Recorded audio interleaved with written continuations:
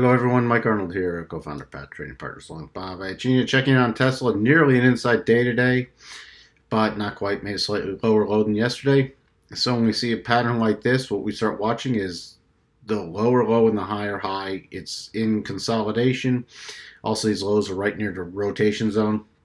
So if we get below 759, then we're going to start watching for the pullback to around 715.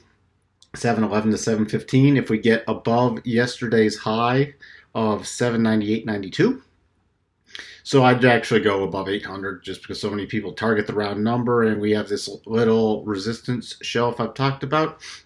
So above 800, 816, and then we'll start watching for 854. Now, if you wanted some shorter levels, let me drop down here also. If you want to do shorter levels, just keep in mind you can always do something like this. So let's say you're more of an active trader, you're more of a day trader.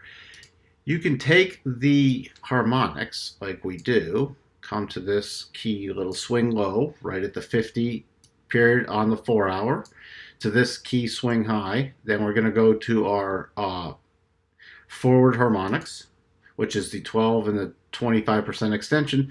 So this gives you some shorter term levels to target. So for the upside, you get above this 800 level. Well, now we have this three-way cluster right about 811 to 815. So that's a really good level. Plus you had this key close there. So that's a really interesting level to watch for.